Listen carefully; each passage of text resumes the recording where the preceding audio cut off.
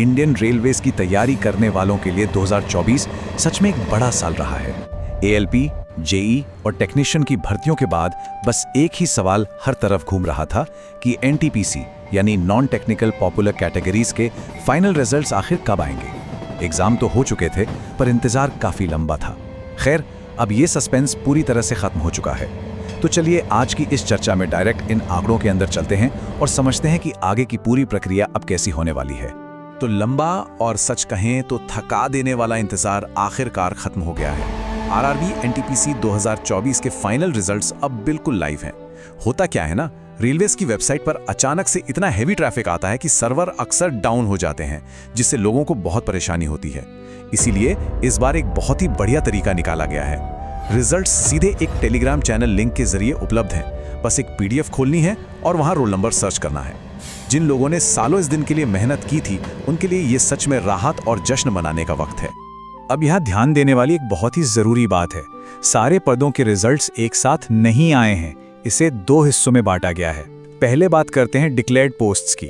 इसमें 3 काफी बड़े और प्रशासनिक पद शामिल हैं। लेवल 6 की चीफ कमर्शियल कम टिकट सुपरवाइजर, जिसे आम बोलचाल में सीनियर टीटी कहते हैं। इसके अलावा स्टेशन मास्टर और गुड्स ट्रेन मैनेजर, इन तीनों पदों के रिजल्ट्स आ चुके हैं। लेकिन दूसरी तरफ कुछ पेंडिंग पोस्ट्स भी हैं।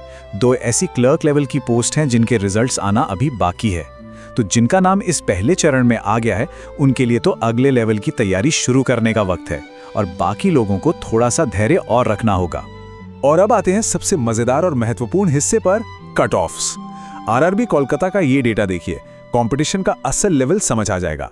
अनरिजर्व्ड कैटेगरी की कट ऑफ 82% गई है, वहीं ओबीसी 81%, ईडब्ल्यूएस 80%, एससी 79% और एसटी 77%। कुछ नोटिस किया यहाँ? इन सभी कैटेगरीज के बीच सिर्फ 1 या 2% का फासला है, यानी एक नंबर से यहाँ सिलेक्शन बना और बिगड़ा है। और ये सिर्फ कोलकाता की कहानी नहीं है, लगभग हर रेलवे जोन में यही ट्रेंड चल रहा है। ये रेज़र थिन मार्जिन्स साफ साफ बताते हैं कि आज के टाइम में रेलवे एग्जाम निकालने के लिए तैयारी का सटीक और मजबूत होना कितना जरूरी हो गया है। खैर, जिन्होंने इन कड़ी कट ऑफ्स को पार कर लिया है, उन्हें बहुत बहुत बधाई। पर सफर अभी यहाँ पूरा नहीं हुआ है। आगे 2 बहुत ही अहम चरण आने वाले हैं। पहला स्टेप है डॉक्यूमेंट वेरिफिकेशन, यानी सभी कागजात की कड़ी जांच। और इसके ठीक बाद बिना किसी ब्रेक के सीधे मेडिकल एग्जामिनेशन होता है। ये दोनों ही स्टेप्स बिल्कुल डिसाइसिव होते हैं और इसमें कोई चूक नहीं होनी चाहिए।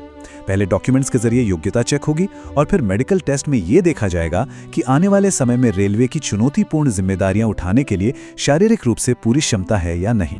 वैसे मेडिकल एग्जामिनेशन का नाम सुनकर थोड़ी घबराहट तो होती है, पर सच बताएं तो डरने की बिल्कुल जरूरत नहीं है। स्टेशन मास्टर या गुड्स ट्रेन मैनेजर जैसे पदों के लिए A2 मेडिकल स्टैंडर्ड मांगा जाता है।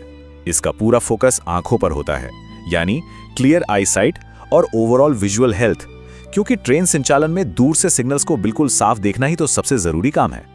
अगर कलर ब्लाइंडनेस या नजर का कोई बहुत बड़ा इशू नहीं है तो ये प्रक्रिया काफी आसानी से पूरी हो जाती है। बस अपने स्वास्थ्य पर थोड़ा ध्यान रखने की आवश्यकता होती है। सफल उम्मीदवारों को इस नए सफर के लिए ढेरों शुभकामनाएं। मेहनत आखिरकार रंग ले आई और अब वो इंडियन रेलवेज के इस विशाल नेटवर्क का मुख्य हिस्सा बनने वाले हैं। लेकिन इस चर्चा को खत्म करने से पहले एक बड़ा और उत्सुकता भरा सवाल यहाँ बनता है, जब इन बाकी बचे हुए 2 क्लर्क पदों के रिजल्ट्स आएंगे तो 2024 के इस पूरे रिक्रूटमेंट प्रोसेस पर इसका क्या असर पड़ेगा? क्या हमें कट ऑफ्स और कंपटीशन का कोई नया ट्रेंड देखने को मिलेगा, या फिर ये बचे हुए रिजल्ट्स खाली पदों को फटा से भर देंगे? आंकड़ों का यह आखिरी खेल कैसा होगा, इस पर जरूर सोचिएगा।